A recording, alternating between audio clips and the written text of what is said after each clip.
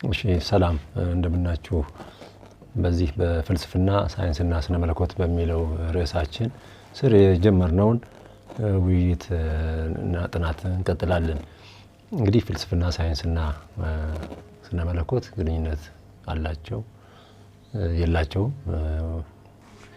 ወይስ ይነጣጠላሉ የተለያዩ ናቸው የሚለውን ያየና ያለነውና ባለፈው ጊዜያቶች ስለ ፍልስፍና ትርጉም ሰጥተን ከጥንታዊ ፈላስፎች ጀምረን እስከ አሁኑ ዘመን ድረስ ያለው ፕራግማቲዝም ወይም ደግሞ የመጨረሻው የኮግኒቲቭ ሳይኮሎጂ ወይም ደግሞ የአርቲፊሻል ኢንተለጀንስ እስከ ሁበርት ሳይመን ድረስ ለማየት ቃል ገብተናል። እንግዲህ ረጅም ዘመናት ናቸው እነዚህ በሺ የሚቆጠሩ ዘመናቶችን ከበር እናደርጋለን እንሸፍናለን ብለን አስበናል። አጠር እያደረግን ከዓላማችንን ለማሳካት እንሞክራለን። በትምህርት መልክ ነው እንግዲህ የያዝነው። ስለዚህ ወደ ጥንታዊ ፍልስፍና የሚለው ጅማሬያችን ጋር እንሄዳለን ማለት ነው። ፍልስፍና አሁን በምናውቀው አይነት በግሪኮች ተጀመረ ይላል የፍልስፍና ታሪክ ማለት። እንግዲህ ፍልስፍናና ሳይንስ፣ ስነ መለኮት እነዚህ ሁሉ የስልጣኔ አካል ናቸው። ክርክር ሊኖር ይችላል። እሱ ግን ስልጣኔ ምንድነው የሚለውን እስቲ እንየው። ስልጣኔ በወንዞችና በሐይቆች እንደተጀመረ ታሪክ ያሳያል። ስልጣኔ የሚለካው አንድ ማህበረሰብ ስለ ነገ በማሰቡ ነው ይላል በርትራንድ ራስል። ስለዚህ ፕሩደንስ ነው ይላል ራስል። ፕሩደንስ የሚለው አሁን ያልኩት ስለ ነገ ማሰብ ነው ይላል በርትራንድ ራስል። ምሳሌም የሚሰጠው በጣም አነስ ያለ ምሳሌ ነው። ወይም ደግሞ አራሹ ከአዳኙ የተሻለ ስለ ነገ ያስባል ይላል። ምንም እንኳን ፍሬውን ቶሎ ባያገኘውም ጥቂት ጊዜ ተቸግሮ ለረጅም ጊዜ የሚሆነው ምርት ማግኘቱ አይቀርም። ስለዚህ ከእርሻና ከአደን ይልቅ እርሻ ስልጣኔን ያሳያል የሚል ሩድመንታሪ የሆነ አነስተኛ ምሳሌ ይመስላል እንጂ ዋናው ሀሳቡ ግን ስልጣኔ ስለ ነገ ማሰብ ነው የሚል ይመስላል።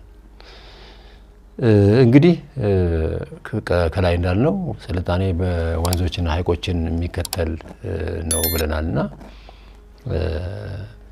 በጂኦግራፊካሊ ስንሄድም በናይል በጢግሮስ እና በኤፍራጥስ ጥንታዊ ስልጣኔዎች መጀመራቸው አጋጣሚ አይደለም ማለት ነው።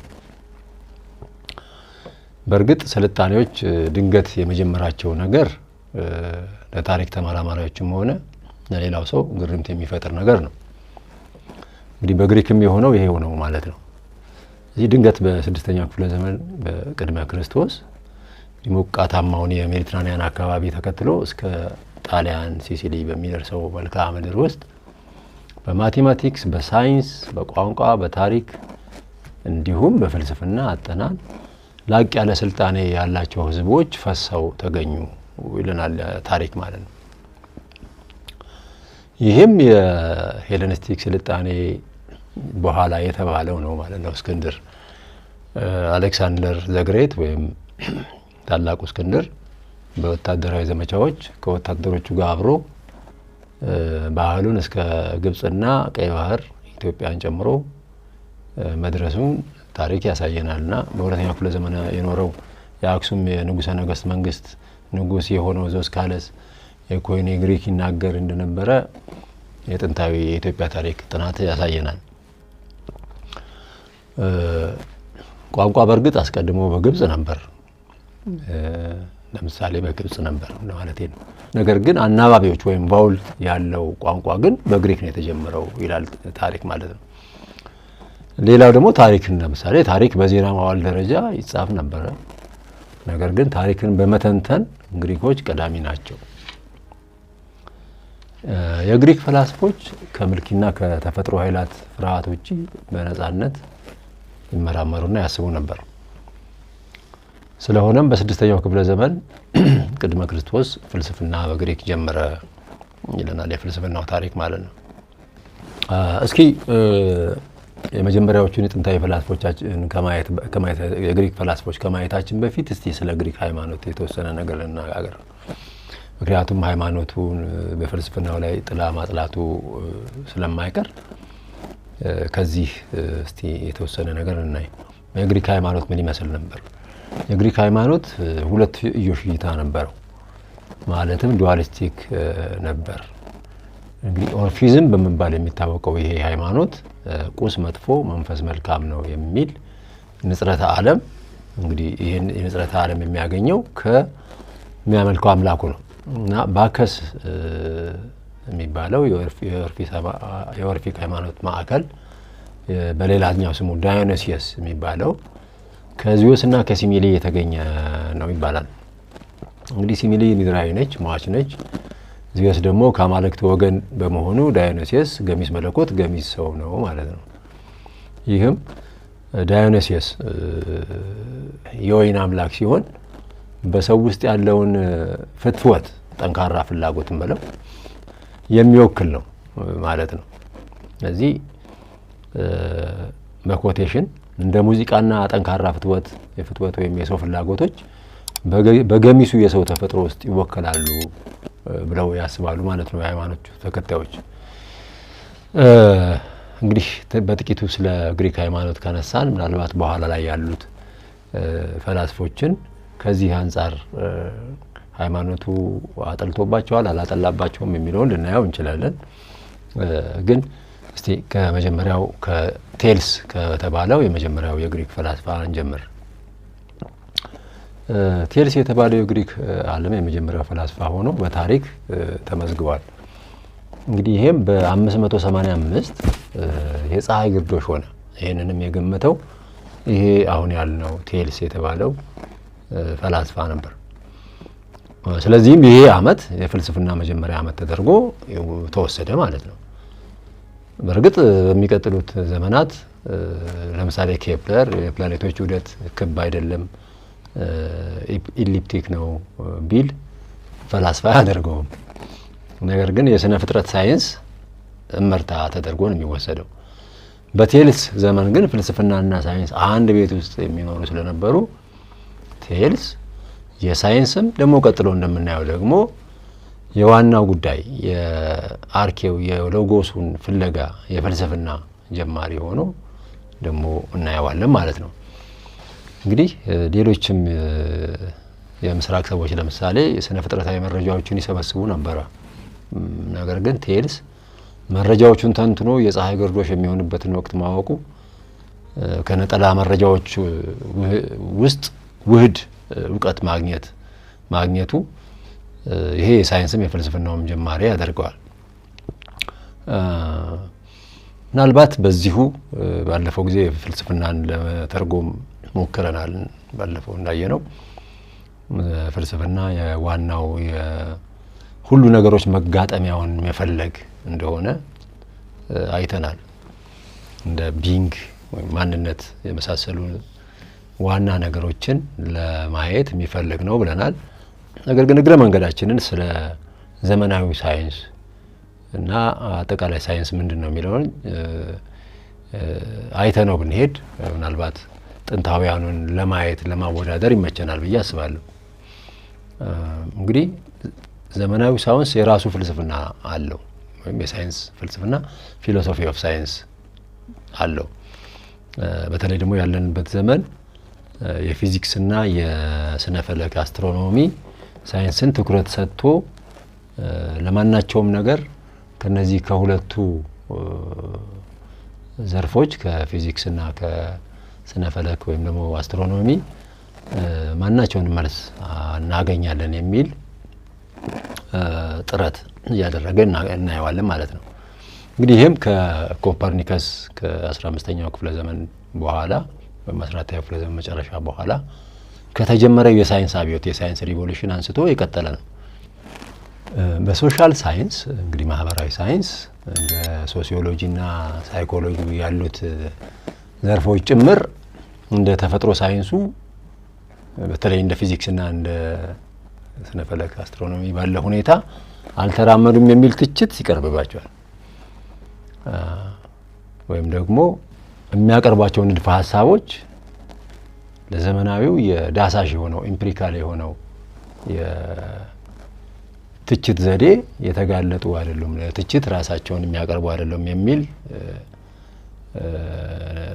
አተያይ አለ በዘመናዊው የሳይንስ ፍልስፍና። ዞሮ ዞሮ የሳይንስ ፍልስፍና ማለት የሳይንሱን ዓላማ የሚያጠና ነው ማለት ነው። ስለዚህ ንድፈ ሐሳብ በአሁኑ ዘመን የፕራግማቲክ ዘይቤ ሊፈተሽ የሚችል ጥናት ማለት ነው። ማህበራዊ ሳይንስን በንቀት የሚያየውም ለዚህ ይመስለኛል።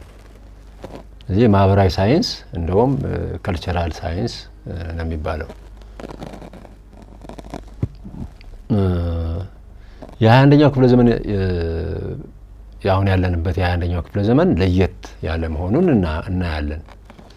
በተለይ ለተፈጥሮ ሳይንቲስቱና የፕራግማቲክ ዘይቤ ለሚከተለው ዘመናዊ የሆነው ሳይንቲስት ማለት ነው ንድፈ ሐሳብ ማለት የቋንቋ ጉዳይ ብቻ ሳይሆን የፖዚቲቪስት አፕሮቹ በኋላ እናየዋለን፣ ይሄንን እንተረጉመዋለን። ነገር ግን ሊፈተሽ የሚችል የሚቆጠር መላምት ነው ማናቸውም ቲዮሪ ማለት ነው። እንግዲህ ለፍተሻ የቀረበው ፍተሻውን ካለፈ ህግ ይሆናል። ስለዚህ ሳይንሳዊ ህግ ይሆናል ማለት ነው። እንግዲህ አካሄዱ እያያችሁት ነው። እንግዲህ ይሄ የሳይንስ መመካት ወይም ደግሞ እንደው ጥሩ ጉራም ብለው መነሻው ኮምፒውተር ነው። ለምሳሌ ኒውተን ግኝቱን ሊፈተሽ እንደሚችል ያውቃል፣ ሳይንቲስት ነው። ነገር ግን ይወድቃል ብሎ ያሰበ አይመስልም። ስለዚህም ለ300 ዓመታት የማይነቃነቅ ሆኖ ቆይቷል፣ አንስታይን እስኪመጣ ድረስ ማለት ነው።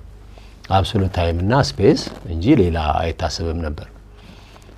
አንስታይን ከመምጣቱ በፊት ግን የሳይንስ ፍልስፍና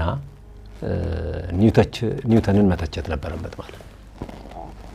የማክ እና የዱኸምን ስራዎች በኋላ እናያለን። እነዚህ ሁለቱ ሰዎች ልክ በሃይማኖቱ ብዙ የሚታወቁት ሉተርና ካልቪን እንደሆኑት ሁሉ በሪፎርሜሽኑ ማለትም የጆን ዋይክሊፍን እና የጆን ሀስን አስተዋጽኦ እንደሸፈኑት እንዲሁ በሳይንሱ የማክ እና የዱኸም የሳይንስ ፍልስፍና አስተዋጽኦ በአንስታይን ስም የተሸፈነ ይመስላል። እንግዲህ ቅድም የተነሳ ነው የአሁኑ ዘመን ሳይንስ የ21ኛው ክፍለ ዘመን ሳይንስ በጣም በአርቲፊሻል ኢንተለጀንስ ላይ ተደግፎ ፍጹምና ሊስተባበል የማይችል ሳይንሳዊ ግኝትን አሳካለሁ የሚል ጥሩ ጉራ ይጎራል ብለን አልቅድምና መጥፎ አይደለም፣ ጥሩ ጉራ ነው ያለው። ምክንያቱም የሚመካበት ነገር አለ። ያም የሚመካበት ነገር ምንድነው? ኮግኒቲቭ ሳይኮሎጂ ወይም ደግሞ አርቲፊሻል ኢንተለጀንስ በኮምፒውተር ላይ የተመሰረተ ኢንፑት አድርጎ ኢንፎርሜሽን ኢንፑት አድርጎ ከዛ ደግሞ አዳዲስ ዲስከቨሪዎችን አዳዲስ ግኝቶችን በአውትፑት መልክ የማውጣት መመካት ያለ ይሄን ነው ማለት ነው።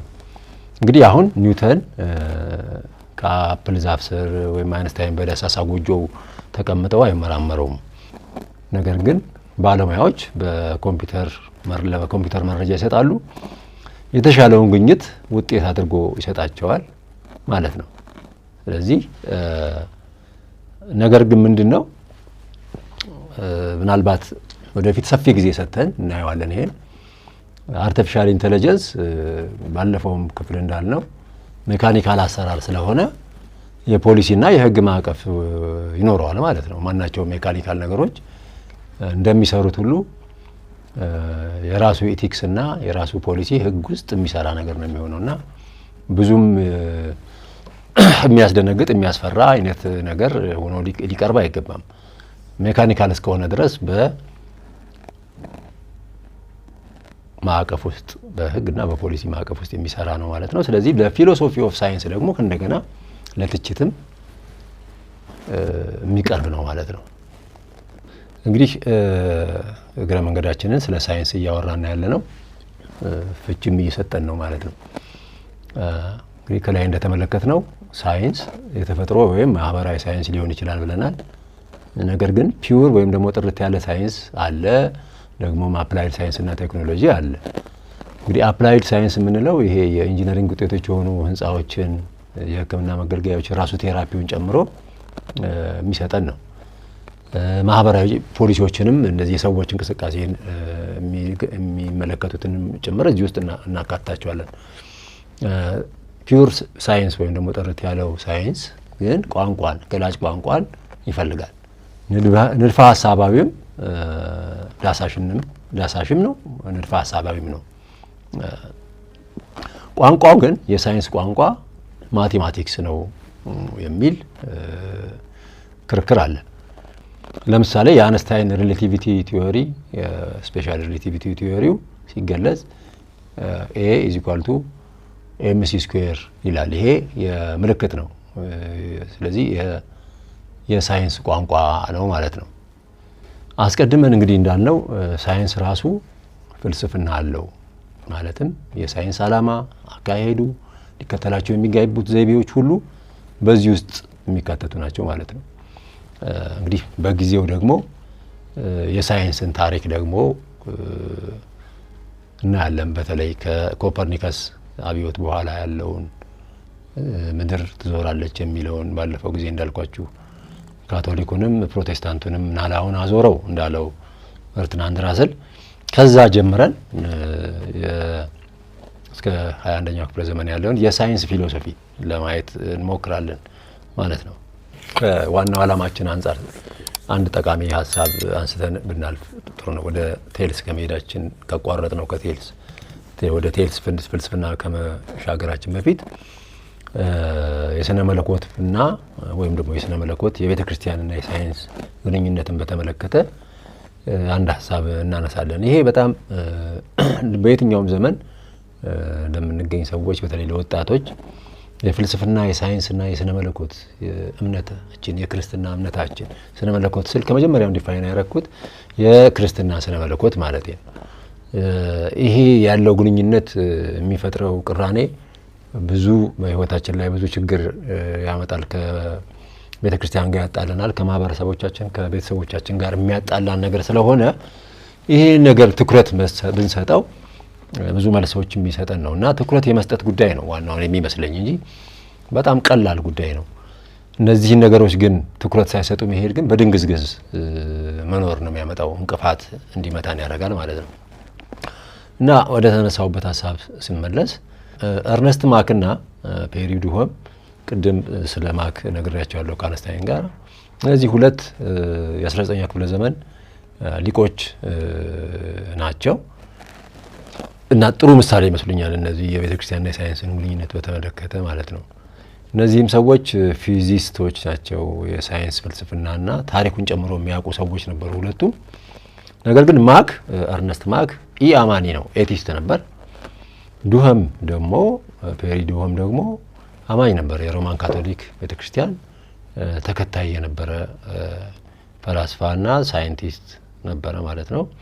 ሁለቱም በፊልድ ደረጃ አንድ አይነት ተመሳሳይ ናቸው። ነገር ግን የሚለያቸው ምንድነው? ማክ ኢአማኒ ነው ወይም ኤቲስት ነው።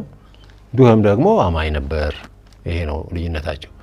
እንግዲህ ማክ ይሄ ኤቲስቱ ኢአማኒ ሁሉም የሳይንስ ትኩረት ኢምፒሪካል ዳሳሽ መሆን አለበት። ኦብዘርቬሽን እና ኦብዘርቭ ከተደረገው ከዛ በኋላ ለፍተሻ ብቁ መሆን አለበት። ለፍተሻ ብቁ የማይሆን ወይም ቴስት የማይደረግ ኢምፒሪካሊ በዳሳሽ በሆነ ሁኔታ የማይስተባበል መሆን አለበት። ተፈትሾ እንግዲህ መርሳት የለብን ይሄ የሳይንቲፊክ ሜተድ ነው። አንድ የሳይንስ ቲዮሪ መፈተሽ አለበት። ከዛ ህግ ለመሆን ደግሞ የማይስተባበል መሆን አለበት። የማይፈተሽ ከሆነ ሳይንስ አይሆንም ማለት ነው። ይሄ የሳይንስ ትርጉም ነው። ባለፈው ቀደም ብለን ከዚህ ትንሽ ከፍ ብለን አይተናል። ከዚህ ውጪ ሜታፊዚካል ሚስጥራት ዲባ አካላዊ ብለን ባለፈው ለትርጉም አይመችም ያልነው ሜታፊዚካል በሚለው መሄድ እንችላለን። እነዚህ አይነት ሚስጥራት የሉም የሚል አቋም ነበረው ማለት ነው። ዱሆም ግን ይሄ አማኙ ተመሳሳይ የሆነ የሳይንስ ትርጓሜ ቢኖረውም ተመሳሳይ ነው። አማኝ ስለነበረ ሜታፊዚካዊ ማንነቶች አሉ። እነዚህ ግን ከዳሳሽ ሳይንሳዊ ምርምር ጋር አይገናኙም፣ ሊገናኙም አይችሉም የሚል በተለይ ክርስትናና ሳይንስን ነጣጥሎ በየስፍራው የማስቀመጥ ዘይቤ ይከተል ነበር። እንግዲህ በዚህ ከመጀመሪያውም ክፍል ጀምረን እያየን የመጣ ነው ምንድነው ቤተክርስቲያንና ሳይንሳዊ ግንኙነቶች አይንና ናጫ ሆነው ሲነታረኩ እናይ ነበርና ስለ ኮፐርኒከስ አንስተን ባለፈው የኮፐርኒከስ የምድር ትዞራለች የሚለው ግኝቱ የታተመው ከሞተ በኋላ እንደሆነ ትዝ ይለናልና ፖስቲዩመስ ምክንያቱም ቤተክርስቲያን ስላልተቀበለችው ማለት ነው።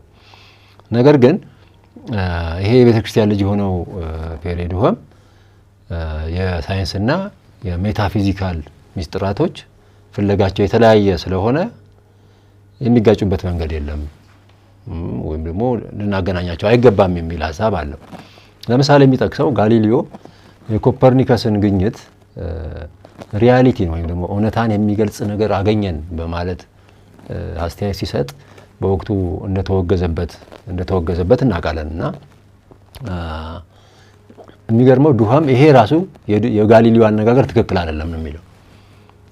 ምክንያቱም ለዱሃም ሳይንስ ሪያሊቲን ሊገልጽ አይችልም የሚል ሐሳብ አለው። ምን ማለት ነው? ቅድም ሳይንስን ዲፋይን አደረገናል። ወይም ደግሞ ሳይንቲፊክ ሜተድ ዳሳሽ ስለሆነ ወይም ደግሞ ኢምፒሪካል ስለሆነ ቴስት ተደርጎ የማይወድቅ ስለሆነ ህግም የሆነው ይሄ ስለሆነ ሳይንስና ሪያሊቲ የተለያዩ ናቸው የሚል ሐሳብ አለው ማለት ነው። ምንድነው ይሄ ዳሳሽ እያልኩኝ የደጋገምኩ የምለው የኢምፒሪካል የሳይንስ እውቀት መለኪያ ፍጹም የሆነ እውቀት ላይ መድረሻ አይደለም ነው የሚለው ዱሃም። አፕሮክሲሜሽን የመጠጋጋት ጉዳይ ነው። ስለዚህ ነው ዶግማ አይደለም፣ ነገር ግን ሊፈተሽ ይችላል ማለት ነው። በየጊዜው ተፈትሾ ወደ እውነት የምንቀርብበት መንገድ ነው ሳይንስ እንጂ ሪያሊቲን በዚህ መንገድ ማግኘት አንችልም የሚል የተለየ አቀራረብ ነው ማለት ነው። እንግዲህ ልብ በሉ ዱሃምም ማክም ሳይንቲስቶች ናቸው። ነገር ግን ይሄኛው አማኝ የሆነው ዱሃም ፕሮብሌሞቹ ስለሚገቡት የሳይንስን አካሄድ እውነታን፣ ህልውናን፣ ሪያሊቲን ለመግለጽ ልንጠቀምበት አይገባም የሚል ሐሳብ አለው ማለት ነው። ስለዚህ ራሱን ከዚህ ብዥታ ውስጥ አውጥቶ የሚኖር ሰው ነበር ማለት ነው። ሐሳቡ ትክክል ነው አይደለም የሚለውን ልናየውና ልንፈትሸው ይገባል። ነገር ግን ቢያንስ ሳይንስን ከሃይማኖቱ ወይም ደግሞ ከሌላው ሜታፊዚካል አተያይ ጋራ ነጥሎ ለማየት ሲሞክር እናየዋለን ማለት ነው። እንግዲህ ስለ ሳይንስ ፍልስፍና ሰፋ ያለ ጊዜ ሰጥተን እናየዋለን። ሮማንቲዝም፣ ፖዚቲቪዝም፣ ፕራግማቲዝም ከእንደገና ከፕራግማቲዝም ደግሞ አሁን ወጣ ያለው የኮግኒቲቭ ሳይኮሎጂን፣ አርቲፊሻል ኢንተለጀንስን እነዚህን በጣም ሰፋ ያለ ጊዜ የሚፈልጉ የአንደኛው ክፍለ ዘመን ክስተቶች ስለሆኑ እነዚህን ሰፋ ያለ ጊዜ ሰጥተን እናያቸዋለን እና እስኪ ወደ ቴልስ እንመለስ። እንግዲህ ቴልስ እንኳንስ ኮምፒውተር አጉሊ መነጽር የሌለው ምስኪኑ ቴልስ፣ ነገር ግን ባለ ጉጉ አይኖቹ ቴልስ የሚታየው ነገር ሁሉ ዝብርቅርቅ ያለ ይመስላል። ነገር ግን ከዚህ ውስጥ ውህደት ይኖር ይሆንን ብሎ ይጠይቃል። ሰዎች ቅጠሉንም ስጋውንም ይበላሉ፣ ነገር ግን በውስጣቸው ገብቶ የሚዋሃደው ከሚበሉት ጋር አንድ ስሪት ስለሆኑ ነውን ብሎ ይጠይቃል። ዓለማቱ የተሰሩት ከአንድ ነገር ይሆንን እያለ ይጠይቃል። እንግዲህ ይሄ ለጥንታውያኑ ፍልስፍና ቢሆንም እንደ ዘመናችን ምናልባት ፓርቲክል ፊዚክስ ሊሆን ይችላል፣ ኤሌመንቶች ናቸው የሚል ቀላል መልስ ሊመለስ ይችላል። ነገር ግን እነሱን ደግሞ ኤሌመንቶቹን ብቻ ፓርቲክሎቹን ብቻ መረዳት ደግሞ የትም ላያደርስ ይችላል። ትላላቆቹን ከዋክብቶችና ፕላኔቶች ማጥናት ግድ ሊል ይችላል። ስለዚህ ኮስሞሎጂ ወይም ደግሞ ትዕይንተ ዓለም የሚባለው የአሁኑ በተለይ የ21ኛው ክፍለ ዘመን ዋነኛ ርዕስ ነው።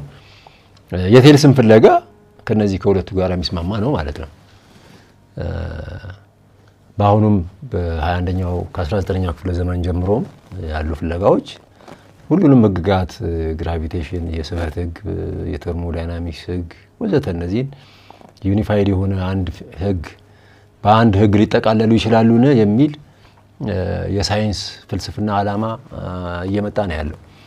ምክንያቱም ሳይንስ የተነጣጠለ ሳይሆን አንድ ዓላማ ያለው ነው የሚል የሳይንስ ፍልስፍና ስላለ ማለት ነው። ነገር ግን ቴልስ በእርግጥ ስለ ኤሌክትሪሲቲም ይሁን ስለ ኤነርጂም የሚያውቀው ነገር የለም። ስለዚህ ምንድነው ያለው የሁሉም መጋጠሚያ ውሃ ነው የሚል መደምደሚያ ላይ ደረሰ ማለት ነው። እንግዲህ ስህተት ሰርቶ ሊሆን ይችላል። ነገር ግን እስኪ ለምን እንደዚህ እንዳለ ቅድም ጉጉ አይኖች አሉት ያልኩት ለምን እንደዚህ እንዳለ እስኪ እንየው። ሰዎችም እንስሳትም ተክሎችም ውሃ ይጠጣሉ፣ እንደውም ብዙ ክፍላቸው ውሃ ነው ይላል ሳይንስ። ውሃ ደግሞ የሁሉ ነገር መነሻ ነው ብሎ የጀመረው አካባቢውን ባንክሮ ስለተመለከተ ነው። ይሄ ምንድነው? ህይወት ማለት ላይፍ የማይቆም ደግሞ እንቅስቃሴ ሞሽን እና ቢንግ ወይም ደግሞ ማንነት መኖሩን ከሚያየው ተገነዘበ ቴልስ። ስለዚህ ምንነት ይሄ ቢንግ የምንለው የፍልስፍና ጥናት ዋነኛ ርዕስ ነው ብለናል ባለፈው። ስለዚህም ውሃ በፈሳሽ በጋዝና በጠጠር መልክ ስለሚገኝ የለውጥ የህይወትና የህልውና መሰረት ሳይሆን አይቀርም ብሎ ገመተ ማለት ነው። እንግዲህ ቴልስ ይሄን ለምን ይላል? ምናልባት ቂል ነው ብለን ብንፈርጀው ፍረጃው ደግሞ ተመልሶ ወደኛ መወርወሩ አይቀርም። ነገር ግን የቴልስ ጥረት ከሚያየው ነገር ተነስቶ ምርምሩን በነፃነት ከመልኪ ውጪ ከፍርሃት ውጪ ማድረጉ ነው ማለት ነው። ስለዚህ የማያቋርጥ ለውጥ ህይወትና ህልውና ተያይዘው መኖራቸውን ተገነዘበ። እንግዲህ ይሄ ላይፍ ሞሽን ቢንግ የተያያዙ ነገሮች ናቸው ብሎ ማሰቡ ይሄ ነው ፈላስፋ የሚያሰኘው ማለት ነው። በእርግጥም ውሃ ደግሞ ለህይወት አስፈላጊ ነው፣ ይፈሳል፣ ህልው ነው። ስለዚህ ለቀጣይ ምርምሮች በር ከፋች ነው ማለት ነው። እንግዲህ አንዳንድ ሰው ምናልባት የቴልስን ታሪክ ከማጠና ዝም ብዬ ባስብ ብከራከር አይሻለኝም ወይ ሊል ይችላል። ስለዚህ ወደ ፍልስፍና ዓላማ ተመልሰን እንድንሄድ ብዬ ነው። ልክ ነው፣ ማሰብ መከራከር ወሳኝ ነገሮች ናቸው። ነገር ግን ምን ላይ ተመስርተን ነው የምናስበው ነው። ለምሳሌ ቅርብ ጊዜ የነበረው የኮቪድ የመተንፈሻ አካልን የሚያጠቃው በሽታ ሲደከቹ ከሆነ ስለዚህ የቫይረሱን ስትራክቸር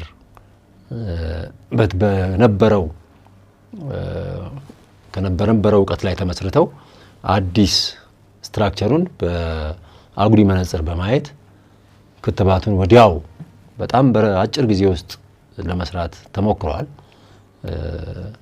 ኢፌክቲቭ ነው አይደለም የሚለው እሱን እንተወውና ግን ይሄንን ክትባት ለመስራት ያለፉት እውቀቶች በጣም ወሳኝ ናቸው። ለምሳሌ ስለ ሚሊተሪ ሳይንስ አንድ ሰው አዲስ ሀሳብ ለመፍጠር ይፈልግ ወይም ስለዚህ ለማሰብ ይፈልግ ያን ሚሊተሪ ሳይንስን ስለ ሚሊተሪ ሳይንስ ማወቅ ያስፈልጋል። እንግዲህ ቴልስ በውሃ ጀመረ፣ ነገር ግን ትክክል አልነበረም። ስለዚህ ከሱ የተሻለ ለማሰብ ስለ ስራው ማወቅ ያስፈልጋል ማለት ነው። ቴልስ በውሃ ጀመረ፣ ነገር ግን ትክክል አልነበረም። ስለዚህ ከሱ የተሻለ ለማሰብ ስለ ስራው ማወቅ ያስፈልጋል ብያለሁ። ስለዚህ የሱ ተማሪዎች በሱ ሀሳብ ላይ ተመስርተው ሌሎች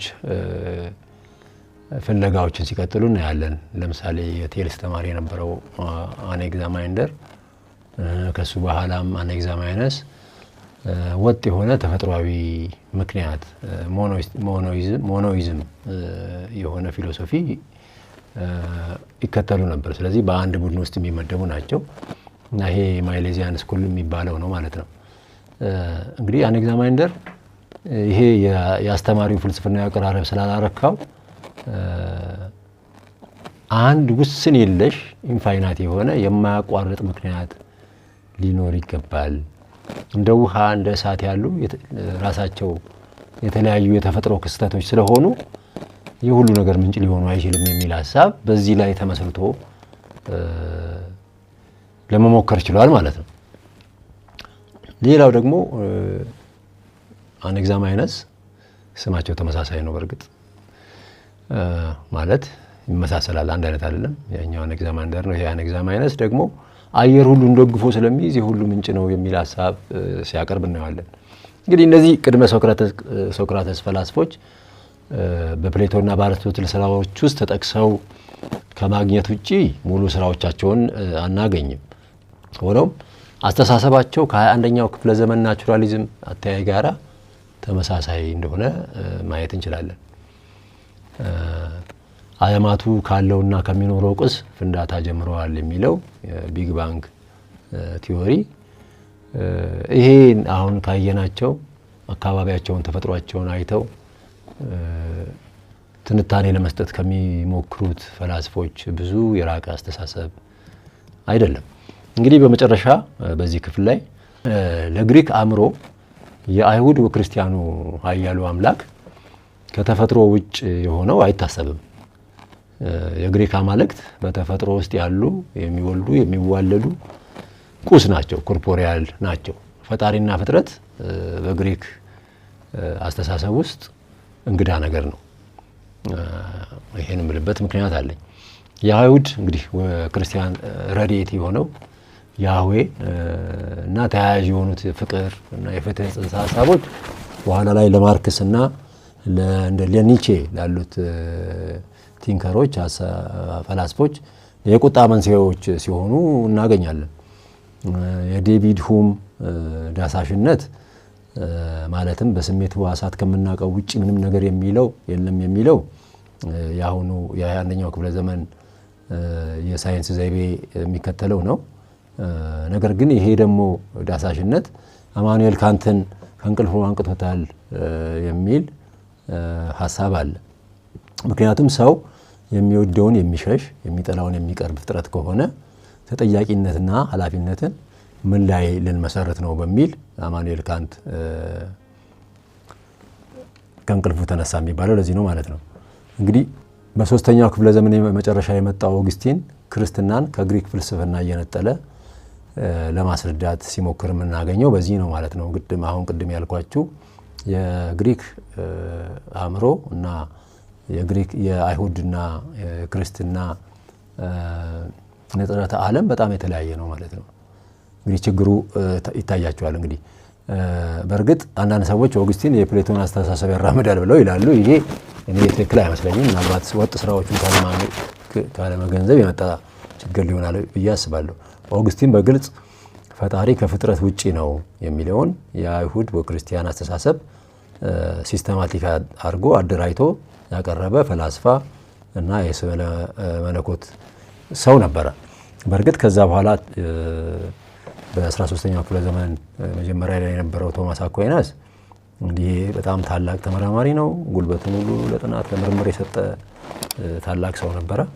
ይህ ሰው የግሪክ ፍልስፍና በተለይ የአርስቶትልን ዘይቤ ከሰው አእምሮ እስከወጣ ድረስ ከክርስትና ንጽረተ ዓለም ጋር የሚጋጭበት ምክንያት የለም። ስለሆነም አርስቶትልን የሆነውን ትንታኔ አምጥቶ ፍጥረትን ለመተንተን ናቹራል ፊሎሶፊ ናቹራል ቲዮሎጂ ለትንታኔ ለመስጠት ሲሞክር እናየዋለን ማለት ነው። እንግዲህ ይሄ የዘመናት ሁሉ ችግር ሆኖ የሚቀጥል ይመስለኛል። ግን ችግሩ ቅድም እንዳልኩት ለነገሩ የሚገባ ትኩረት ካለመስጠት የሚመጣ ነው ብዬ አስባለሁ። በተለይ በአሁኑ ዘመን ስነ መለኮትና ሳይንስ ፍልስፍና ያላቸውን ግንኙነት ወይም ልዩነታቸውን ማወቅ አስፈላጊ ነው። በድንግዝግዝ ከመሄድ ስፍራቸውን አውቀን እና እምነታችንን ጠብቀን ለመሄድ ይረዳናል የሚል ሐሳብ አለኝ። አመሰግናለሁ።